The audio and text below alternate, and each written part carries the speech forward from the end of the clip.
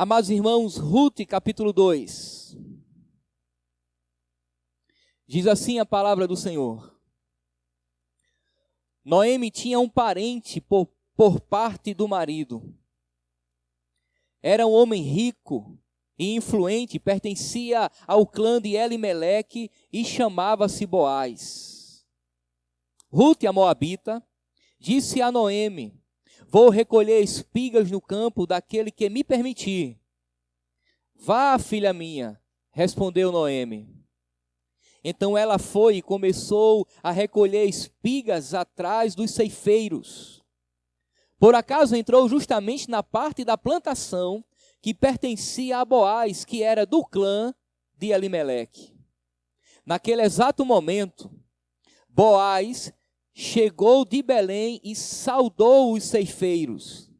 O Senhor seja com vocês, responderam eles. O Senhor te abençoe.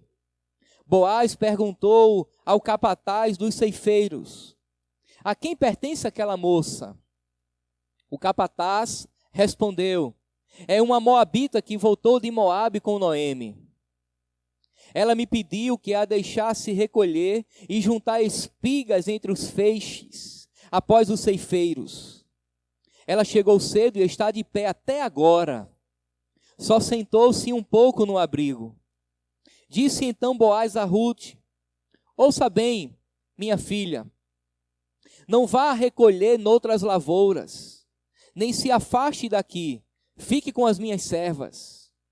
Preste atenção onde os homens estão ceifando e vá atrás das moças que vão colhendo. Darei ordem aos rapazes para que não toquem em você. Quando tiver sede, beba da água dos potes que os rapazes encheram. Ela se inclinou e, prostrada, rosto em terra, exclamou: porque achei favor aos seus olhos, a ponto de o Senhor se importar comigo, uma estrangeira.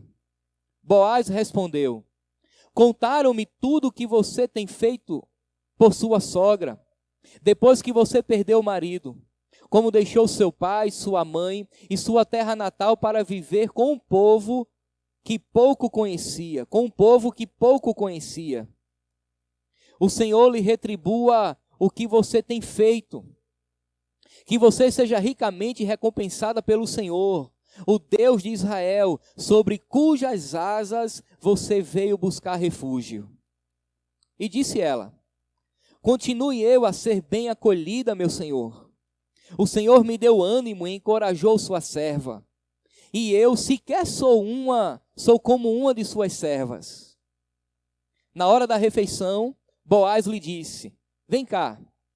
Pegue um pedaço de pão e molhe-o no vinagre. Quando ela se sentou junto aos ceifeiros, Boaz lhe ofereceu grãos tostados. Ela comeu até ficar satisfeita e ainda sobrou. Quando ela se levantou para recolher, Boaz deu estas ordens a seus servos: mesmo que ela recolha entre os feixes, não a repreenda. Pelo contrário, quando estiverem colhendo, tire para ela algumas espigas dos feixes e deixem-nas cair, para que ela as recolha e não a impeçam. E assim Ruth colheu na lavoura até o entardecer. Depois debulhou o que tinha ajuntado, quase uma arroba de cevada. Carregou-a para o povoado, e sua sogra viu o quanto ela havia recolhido, quanto Ruth trouxe e lhe ofereceu o que havia sobrado da refeição. Onde você colheu hoje? A sogra lhe perguntou. Onde trabalhou? Bendito seja aquele que se importou com você. Então Ruth contou a sua sogra com quem tinha trabalhado. O nome do homem com quem trabalhei hoje é Boaz. E Noemi exclamou: seja ele abençoado pelo Senhor, que não deixa de ser leal e bondoso com os vivos e com os mortos. Acrescentou: aquele homem é nosso parente, é um dos nossos resgatadores. Continuou Rute a moabita. Pois ele mesmo me disse também: fique com os meus ceifeiros até que termine toda a minha colheita. E Noemi aconselhou a sua nora Rute: é melhor mesmo você ir com as servas dele, minha filha. Noutra lavoura poderiam molestá-la. Assim Rute ficou com as servas de Boaz para colher as espigas até acabarem as colheitas da cevada e de trigo. Entretanto, ela ficou morando com a sua sogra. Uma leitura longa, mas como já falei aos irmãos, uma exposição bíblica em um texto do Antigo Testamento que tem, por estilo literário, uma narrativa, é necessário compreendermos todo o texto. Amados irmãos, o capítulo 1 de Rute nos revela um cenário desolador. E vimos em exposições anteriores. Na exposição passada, nós acompanhamos a saga de uma mulher desamparada e profundamente amargurada de coração. Noemi havia perdido tudo aquilo que lhe dava sustentação na vida e, segundo ela, Deus era o único culpado. Uma coisa é verdade, Noemi tinha plena razão, Deus é soberano. Deus havia promovido toda aquela circunstância difícil. O que ela não conseguia compreender até então é que a soberania de Deus sobre os sofrimentos humanos não é, de maneira nenhuma, incompatível com sua bondade e providência. Apesar de Deus soberanamente nos conduzir a momentos difíceis, até de sofrimento mesmo, isso não quer dizer que Deus não seja bom. Na realidade, Deus é bondoso eternamente, a sua misericórdia, ela se renova em nossas vidas a cada manhã. Portanto, o capítulo 1, além de tragédias, revela-nos principalmente um Deus gracioso. Um Deus gracioso, irmãos, que age por meio das circunstâncias, conduzindo a vida dos seus servos a um fim por ele determinado. De maneira que é correto afirmar que Deus, ele age através de meios para alcançar os seus próprios fins. Deus, portanto, manifestou, por exemplo, da sua misericórdia e graça, trazendo provisão novamente a Belém de Judá. Nós tomamos conhecimento no capítulo 1 que havia fome em Belém de Judá, de maneira que aquele homem chamado Elimeleque, com a sua esposa Noemi, seus 2 filhos, Malom e Quilion, sai de Belém de Judá, vai até Moabe em busca de comida. Ele estava fugindo da morte, mas quando ele chega lá, a morte bate à sua porta. Morre Elimeleque, em seguida morre Malom e Quilion, de maneira que ficam 3 viúvas desamparadas. Mas Deus age de maneira graciosa, porque o texto nos diz que Deus novamente visitou Belém de Judá trazendo provisão. Os fornos agora estavam aquecidos, a produção de alimento estava a todo pique, havia comida nas prateleiras, e Noemi então resolve voltar. Uma manifestação da graça de Deus. De maneira graciosa, Deus também levanta Rute, a moabita, uma de suas noras, porque a outra órfã resolveu permanecer em Moabe. Mas Rute faz um pacto de fidelidade, de amor com a sua sogra e retorna junto com ela para Belém de Judá, de maneira que Deus manifesta a sua graça providencialmente em meio à dor e ao sofrimento. Muito bem, concluímos a última exposição fazendo, portanto, a seguinte pergunta que vale a pena repetir aqui de novo. Você vê as circunstâncias de sua vida como parte de um plano de Deus? Você consegue compreender que tudo aquilo que acontece na sua vida não está lançado ao acaso e por mais difícil que seja, por mais trágico, por mais impressionante, tudo aquilo faz parte de um plano determinado por Deus? Você consegue compreender isso? Irmãos, essa pergunta me faz lembrar de uma história, não é? Com ES. Conta a história que um missionário foi designado para evangelizar uma tribo isolada em uma região inóspita, dentro de uma floresta. Aquela missão estava muito preocupada porque os missionários iam e nunca voltavam e ninguém sabia por quê. Mas destemido, esse missionário resolveu encarar o desafio e ser mais um missionário a tentar pregar o evangelho para aquela tribo.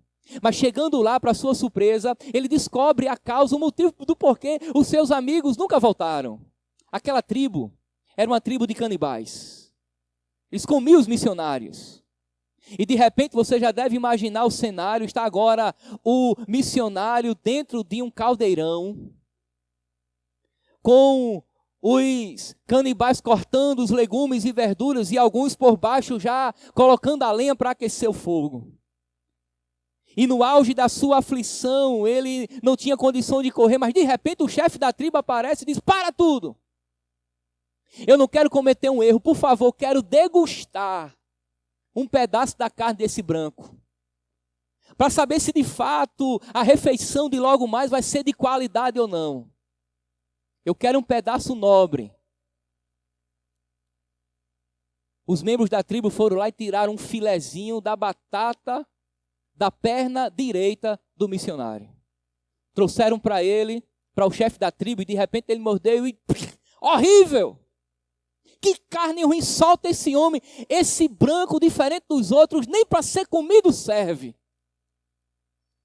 Ele sai esbaforido, correndo no meio da tribo, da floresta, e depois de horas de corrida, ele escora numa árvore e diz: Deus, obrigado, louvado seja o teu nome, por aquela prótese de borracha que eu consegui com aquele acidente que eu tanto murmurei ao Senhor. Você entende agora? Você entende agora que até as tragédias da nossa vida colaboram para um plano determinado por Deus? E aquilo que nós sofremos hoje, irmãos, pode ser o motivo do nosso livramento lá na frente. A grande questão é que a nossa visão é muito míope. Nós podemos e só podemos enxergar daqui até ali, mas Deus enxerga no além. Na realidade, para Deus, nós estamos dentro do templo, mas Deus vive em um eterno presente. Para Ele, todas as coisas já são. Deus é providente. Irmãos, em uma vida governada por Deus, nada acontece por um acaso. Todas as coisas colaboram para o nosso bem. De maneira que nós podemos passar sim por momentos de amargura, mas logo chegará o momento do refrigério. Se a sua vida, ou já que a sua vida e a minha vida é governada por Deus, de fato nada acontece por um acaso. E a grande verdade é que em meio às dificuldades da vida, Deus revela a sua doce providência. Eu quero chamar a sua atenção a algumas verdades no capítulo 2, o capítulo que lemos. Porque o capítulo 2 introduz na história agora um novo personagem. Boaz é a quarta figura do sexo masculino que surge no texto. Recebe o nome dele é Boaz, porque Malom, Quilion e o seu pai Elimeleque já havia morrido. Mas agora surge um homem chamado Boaz. E segundo o texto, irmãos, nós temos aqui Boaz, um homem temente a Deus. Eu não sei, eu imagino que Noemi não lembrava dele.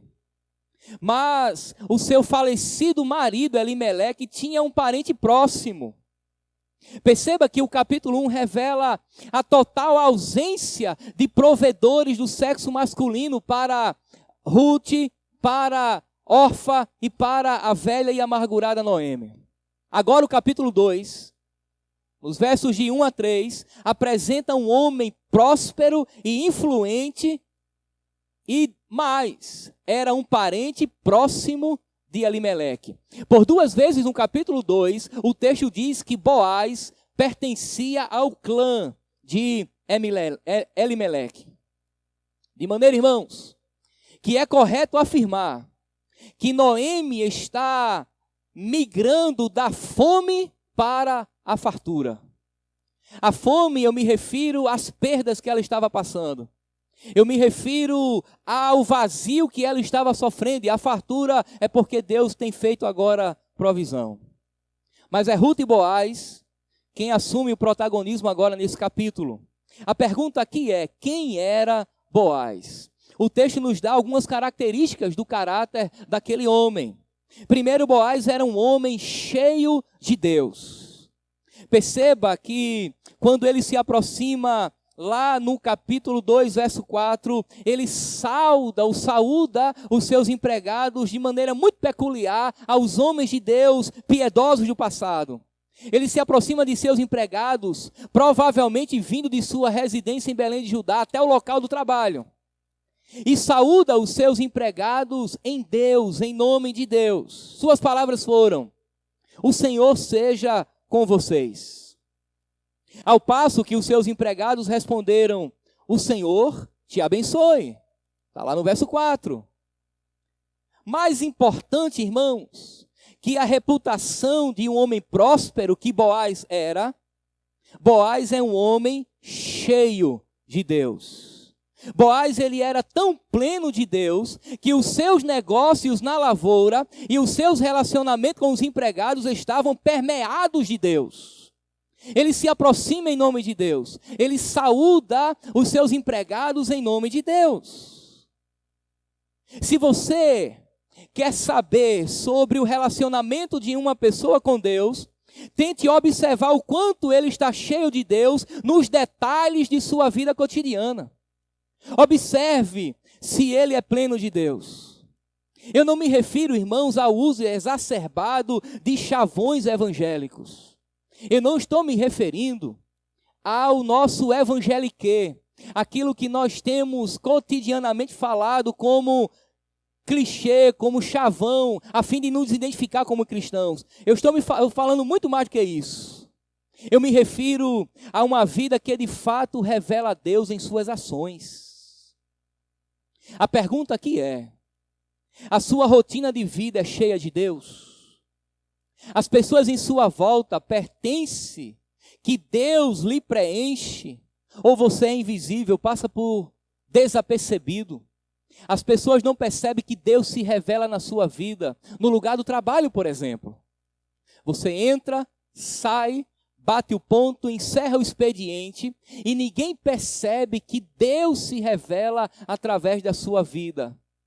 E talvez as pessoas não percebam isso porque a sua vida não está saturada de Deus.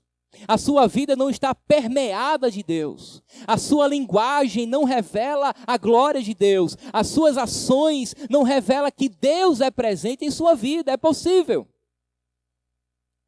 O livro de Ruth também nos revela que Boaz era um homem crente. Não apenas em palavras, mas principalmente em ações. Eu acho essa parte aqui interessantíssima. Observe agora a integridade de Boaz. No seu ato de bondade com uma mulher moabita, com uma mulher estrangeira, com uma mulher que não fazia parte do seu povo. Boaz, irmãos, é atraído pela presença daquela moça estranha e entra em contato com ela, mas primeiro ele pergunta a quem ela pertence.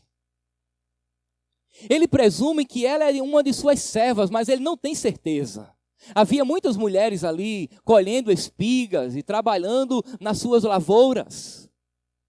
Mas ele acha aquela mulher diferente, estranha, não consegue identificá-la de primeira. Pergunta de quem é aquela mulher. Em outras palavras, a quem ela pertence. A quem ela pertence? É uma de minhas servas ou não? O encarregado, portanto, dá conta de identificá-la. É uma mulher moabita. É uma moabita que voltou de Moabe com Noemi. Ela me pediu que a deixasse recolher e juntar espigas entre os feixes, após os ceifeiros. Ela chegou cedo e está de pé até agora. Só sentou-se um pouco no abrigo. Os versículos seguintes nos dizem que imediatamente Boaz tomou providências de proteger e prover comida para Ruth. Comida e bebida.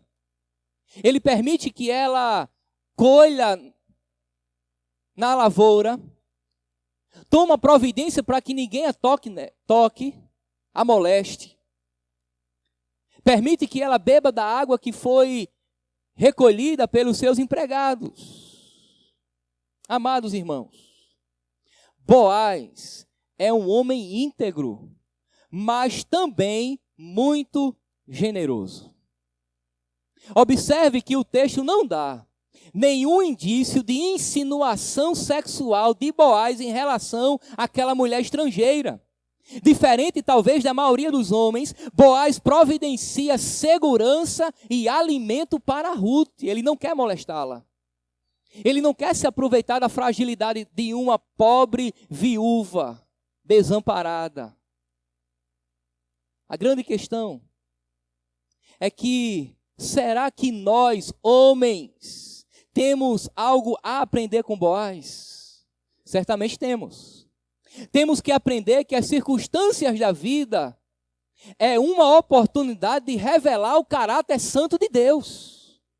Boaz estava diante de uma mulher estrangeira, desamparada, viúva, e não tenta em momento algum aproveitar-se dela. Muito pelo contrário, ele revela o caráter santo de Deus. É um homem piedoso, é um homem crente. Ele não se aproveita da circunstância, ele aproveita a circunstância para revelar a glória de Deus, indo em socorro daquela mulher, protegendo aquela mulher, provendo alimento para aquela mulher.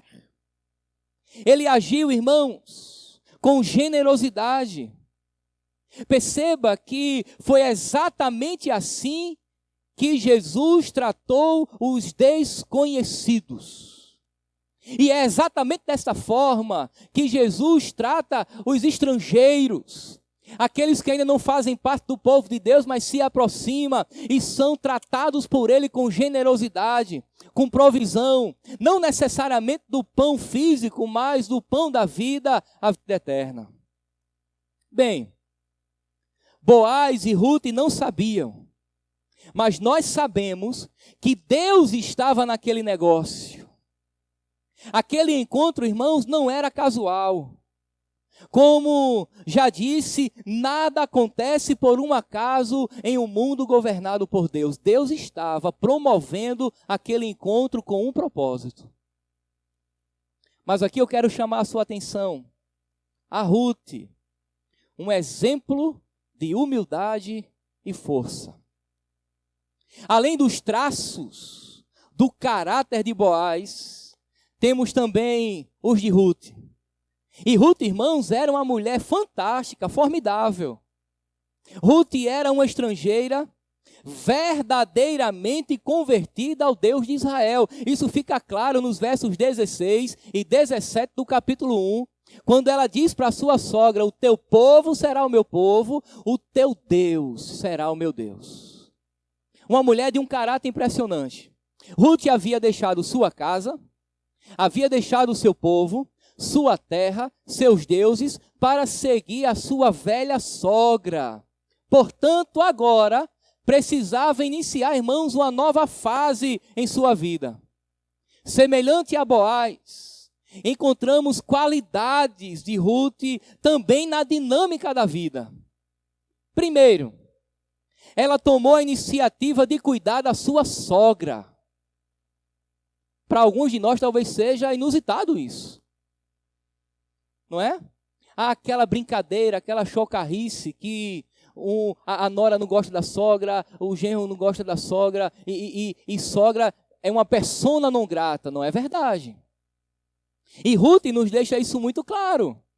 Ela toma a iniciativa de cuidar de sua sogra. Observe que Noemi não mandou Ruth sair para trabalhar. O texto não diz isso. O texto diz que Ruth é quem toma a iniciativa de trabalhar.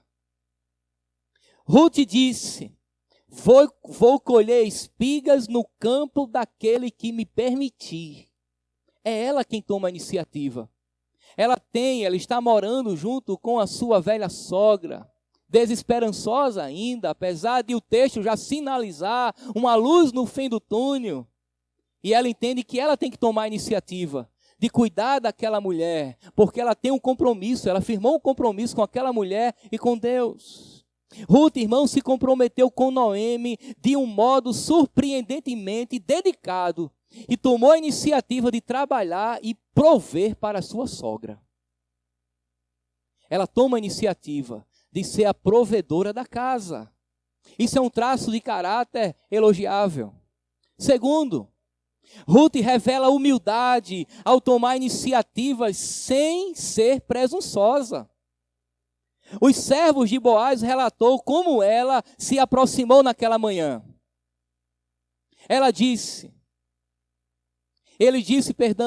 Ela me pediu que me deixasse recolher e juntar espigas entre os feixes após os ceifeiros.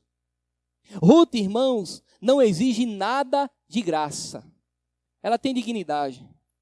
Ela não está pedindo nada de graça. Ela não presume que tem privilégios.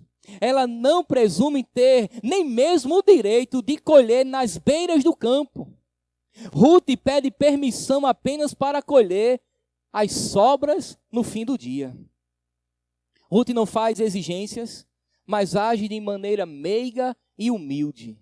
Ela está pedindo, sem nenhuma arrogância, sem nenhuma presunção, e recebe autorização para aquilo.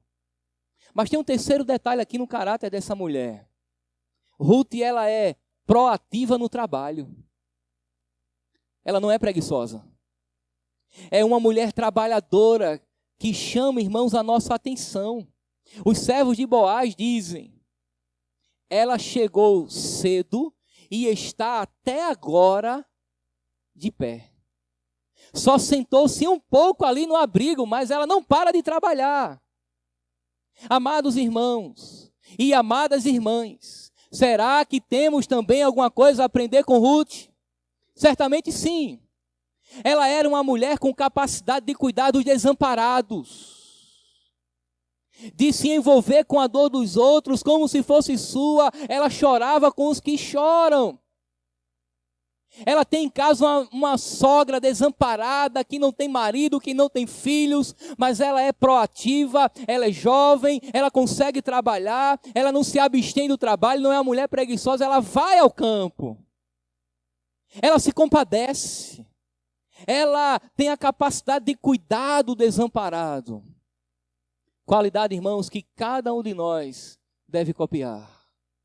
Se compadecer da dor do outro. Acolher o outro no momento da necessidade, da escassez. Eu quero chamar a sua atenção as palavras do John Piper, quando ele comenta esse texto no livro de Ruth. Ele diz o seguinte acerca dessa mulher humilde e mansa. É diferente da maioria das pessoas de hoje em dia. Temos um senso de direito. Esperamos bondade e ficamos surpresos e ressentidos se nossos direitos não são atendidos. Mas Ruth expressa um sentimento que é indigna, caindo com o rosto em terra. Pessoas orgulhosas não se maravilham quando são bem tratadas, mas são profundamente gratas. Mas as humildes, sim. De fato, as pessoas humildes sentem-se ainda mais humildes quando são tratadas graciosamente. Ficam tão maravilhadas porque a graça veio a elas, apesar de não a merecerem, que se sentem ainda mais rebaixadas. Mas recebe o dom. A alegria aumenta. Não a autoimportância. A graça não tem intenção de substituir a humildade pelo orgulho. Tem o intento de substituir a tristeza pela alegria. Quando Ruth é beneficiada por Boaz, ela lança o rosto em terra. Ela agradece. Ela se humilha. Porque entende que está sendo beneficiada. Ruth, irmãos, ela tinha de fato coragem para trabalhar. A preguiça não fazia parte de sua vida. Ela não era feminista na sua época, ela era uma mulher com coragem de enfrentar a vida como ela é.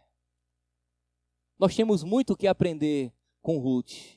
Humildade no coração e muita disposição para trabalhar. Bem, Boaz e Ruth não sabiam, mas nós sabemos que Deus estava naquele negócio. E vale a pena repetir: nada acontece por um acaso na vida que é governada por Deus. Portanto, nós temos em terceiro e último lugar a revelação da providência divina. O cuidado divino, irmãos, para com aquelas pobres viúvas já é apresentado no texto. Desde o capítulo 1, verso 22, quando diz que Deus novamente trouxe alimento para Belém de Judá. Elas retornam para Belém de Judá no período da fartura, da colheita. A partir daqui temos uma sequência de fatos na narrativa que nos revela que Deus está conduzindo aquela história de maneira providencial. Deus está usando as circunstâncias para alcançar um fim. Mas será mesmo? O texto no versículo 3 diz que Ruth casualmente entrou justamente na plantação de Boaz. Ora, mas eu acabei de dizer que o acaso não existe. Que o acaso não é nada, que ninguém vive com uma vida governada pelo acaso. Mas o texto diz que casualmente Ruth entrou lá na propriedade de Boaz. Muito bem. A grande questão aqui é que o uso dessa expressão no texto casualmente é um uso retórico. Na verdade, Ruth entrou despretensiosamente na propriedade de Boaz. Ela não tinha intenção de encontrar-se com Boaz, na realidade ela nem conhecia Boaz. A sua sogra Noemi nem lembrava, provavelmente, de Boaz. De maneira despretensiosa, sem saber quem era o dono daquela lavoura, ela entrou. E daí o escritor inspirado faz uso dessa expressão casualmente, ou por um acaso, entrou justamente na parte da plantação que pertencia a Boaz. É um uso retórico da palavra. A grande questão, irmãos, é que Deus estava presidindo aquele grande encontro. O texto do versículo 3 ainda diz que Boaz era um dos parentes de Elimeleque. Aqui, até que enfim, acende, irmãos, a luz no fim do túnel. A esperança volta a fazer parte no coração daquela amargurada mulher chamada Noemi, logo que ela identifica Boaz como sendo um dos seus resgatadores. Acompanhe o verso 20. E Noemi explicou: seja ele abençoado pelo Senhor, que não deixa de ser leal e bondoso com os vivos e com os mortos. E acrescentou: aquele homem é um dos nossos parentes. Aquele homem é nosso parente, um dos nossos resgatadores. Muito bem. Noemi passa a ver agora as coisas de outra forma. Ela começa a enxergar a misericórdia e a bondade de Deus em seu favor. Aquela mulher que achava que Deus estava contra ela, começa a compreender agora que Deus está do seu lado. Deus agora a tenha favorecido. A amargura começa a dar lugar à alegria. Ela encontra um Goel, um resgatador. Resgatador aqui, irmãos, é a tradução da palavrinha hebraica Goel. E Goel significa resgatador. Resgatador era o parente mais próximo do falecido, que tinha a responsabilidade de casar com a viúva, a fim de gerar filhos. E o primeiro filho, o homem que nascesse, suscitava o nome daquele que morreu. Era chamada da lei do levirato. A lei havia absolvido essa ideia, ou essa ideia estava na lei de Moisés, para que aquele que morreu não tivesse o seu nome esquecido dentro da comunidade. O parente mais próximo casava com a viúva, tinha filhos, e o filho suscitava o nome não do pai biológico, mas do que havia falecido. Isso não é comum, culturalmente não acontece assim conosco, mas naquela época, na cultura do lá então, acontecia exatamente dessa forma, para que o nome do falecido não fosse esquecido dentro da comunidade de Israel. Noemi, irmãos, que achava que não havia mais condições de suscitar descendentes a Elimeleque, agora respira aliviada. Noemi, que antes tinha voltado ou se revoltado em seu coração, agora ela louva a Deus, que é leal com os vivos e com os mortos. Leal com os vivos porque ainda tem ela e Ruth. Com os mortos porque ela percebe agora a possibilidade da descendência daqueles que morreram continuar em Israel. Aprendamos, irmãos, mais uma vez, que as tragédias de nossas vidas não estão fora do controle providencial de Deus. Deus tem seus planos secretos e nós, irmãos, fazemos parte deles. Nós não vamos ser lançados ao acaso. Nós não vemos, mas as mãos invisíveis de Deus estão a nos guiar, a nos sustentar e a nos conduzir ao cumprimento daquilo que Ele determinou. Era plano de Deus trazer um filho ao mundo. Era plano de Deus trazer seu filho ao mundo na plenitude dos tempos. Por isso a fome e a morte não podiam atrapalhar. A família de Elimeleque era ascendente de Jesus Cristo. E Deus agora vai providenciar que através de sua semente o Messias viria lá na frente. É por isso que Boaz e Ruth gera Obed, que gera Jessé, que gera Davi. E da raiz de Davi vem o Messias. Deus está governando todas as coisas. Em um plano, em um decreto, em algo que Deus estabeleceu, irmãos, a fome, a morte, a angústia, o desespero, a amargura, nada atrapalhará os planos de Deus. Você percebe que a infertilidade, já falei isso daqui, foi um dos grandes vilões para que os planos de Deus não se cumprissem? Sara não podia ter filhos, Deus operou um milagre. Raquel não podia, Raquel não podia, Ana não podia, tantas outras mulheres não podiam, e Deus age de maneira providencial, abrindo a madre daquelas mulheres, porque o propósito de Deus era trazer o seu filho lá na frente, o verdadeiro Goel, o verdadeiro resgatador, aquele que resgataria a nossa vida do pecado, das trevas para a luz, para a vida eterna. Entendem a maioria dos estudiosos que Boaz aqui é um tipo de Cristo. Ele aponta para o ministério de resgate de pecadores exercido por Jesus Cristo. Aleluia. Amados irmãos, você ainda acha que a sua vida é um acidente biológico? Não, não pense dessa forma. Deus está governando ela.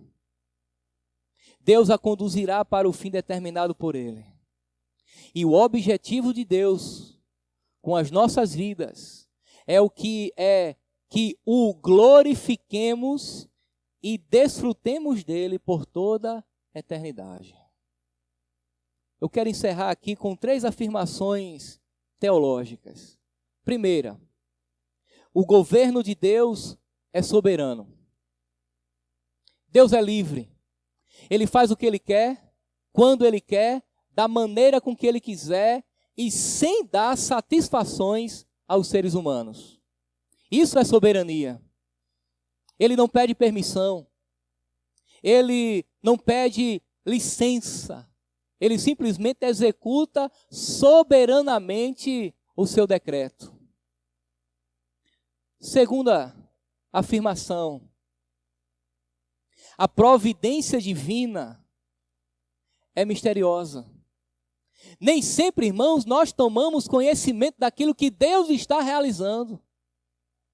Nem sempre fica claro o plano de Deus em minha vida. É misteriosa essa providência. A mão de Deus é invisível, governa a história. No palco da existência dos homens, é Deus quem escreve o roteiro. Ele é o produtor. É Ele quem decreta. É Ele quem determina todas as coisas. Mas nem sempre nós tomamos conhecimento de tudo aquilo que vai nos acontecer. É verdade que nem a Bíblia, as Escrituras Sagradas, responde a todas as nossas perguntas. Há perguntas que nós fazemos que nós não encontramos respostas. Há respostas que encontramos por princípio, mas há questões que envolvem o plano de Deus na minha vida, ou particular, ou na coletividade, que Deus não me revelou. Ou você acha que José sabia de tudo o que iria acontecer com ele quando fora vendido como escravo pelos seus irmãos? Você acha que ele sabia que ele chegaria a ser governador do Egito? De maneira nenhuma. Ou você acha, por exemplo, que Jó sabia do propósito de tanto sofrimento até que ele chegasse ao fim? De maneira nenhuma. Portanto, irmãos, nós desfrutamos sim do bom propósito de Deus, mas em alguma medida é misterioso. Nós só sabemos que Deus será glorificado, que nós fomos criados para glorificá-lo e desfrutaremos de sua presença eternamente, mas eu não sei de tudo acerca dos planos de Deus. Terceira e última afirmação é que os propósitos de Deus são bons. Deus, ele nunca erra. Deus, ele nunca falha. Quando Deus conduz a minha história, ele está conduzindo com o seu caráter, com a sua santidade, com a sua bondade. O propósito de Deus, irmãos, é bom, motivo do qual o apóstolo Paulo diz que a vontade de Deus, ela é boa, ela é perfeita e ela é agradável.